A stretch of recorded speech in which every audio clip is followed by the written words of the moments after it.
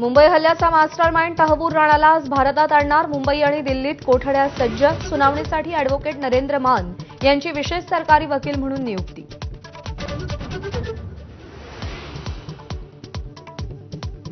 गृहमंत्री अमित शहा, राष्ट्रीय सुरक्षा सल्लागार अजित डोवाल आणि परराष्ट्र मंत्री एस जयशंकर यांच्यात उच्चस्तरीय बैठक. राणाच्या प्रत्यार्पणानंतरच्या रणनीतीवर चर्चा झाल्याची माहिती.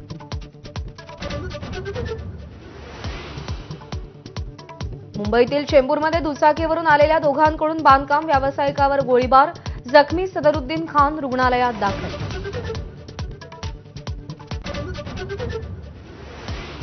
राज्य सरकारकडून मंत्री आणि सचिवांसाठी 1 कोटींची आयपॅड खरेदी. मंत्रिमंडळाच्या गोपनीय कारभारासाठी खरेदीचा निर्णय. सामान्य प्रशासन विभागाकडून जीआर जारी. फरार उद्योगपती विजय मल्ल्याला झटका. दीर्घ कायदेशीर लढाईनंतर भारतीय बँकांचा यूकेमधील कोर्टात विजय. ब्रिटनमधील मालमत्ता जप्त होणार. सैफ अली खान हल्ला प्रकरणात आरोपी शरीफुल विरोधात 1600 पानांचं आरोपपत्र दाखल.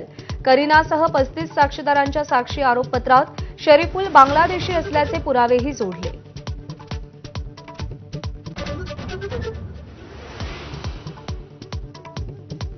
वयोवृद्ध पत्नीची हत्या करून सेवानिवृत्त मुख्याध्यापकाची आत्महत्या.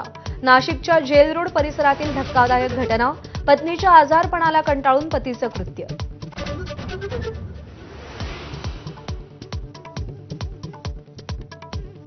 मुंबईतल्या एल्फिन्स्टन ब्रिजवरची वाहतूक चालूच राहणार. वाहतूक आजपासून 2 वर्षांसाठी बंद करण्याचा निर्णय लांबणीवर. वाहतूक पोलिसांनी नागरिकांच्या तक्रारी मागवल्या. मुंबईत आजपासून टँकरनं पाणीपुरवठा बंद. महापालिकेच्या निर्णयाविरोधात मुंबई वॉटर टँकर असोसिएशनचं आंदोलन. विहीर आणि बोअरवेल मालकांना महानगरपालिकेनं घातलेल्या नाहरकत अटीला विरोध. अमेरिका आणि चीनमधला तणाव वाढला. चीनच्या 84% कराला अमेरिकेकडून 125% आयात करानं प्रत्युत्तर. भारतासह अन्य देशांवरील कराला मात्र 3 महिन्यांची स्थगिती. राजस्थानला 58 धावांनी धूळ चारत गुजरातचा विजयी चौकार. साई सुदर्शनची 82 धावांची शानदार खेळी. 8 गुणांसह गुजरात टायटन्स गुणतालिकेत अव्वल. संत ज्ञानेश्वर महाराजांच्या 750व्या जन्मोत्सवाचं पंतप्रधान मोदींना निमंत्रण. आळंदीमध्ये 3 ते 10 मे दरम्यान जन्मोत्सवाचं आयोजन.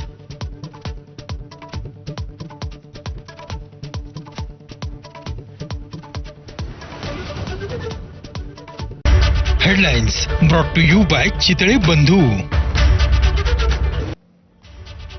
ब्रेकनंतर बुलेटिनमध्ये आपल्या सगळ्यांचं पुन्हा एकदा स्वागत. मुंबईतील दहशतवादी हल्ल्याचा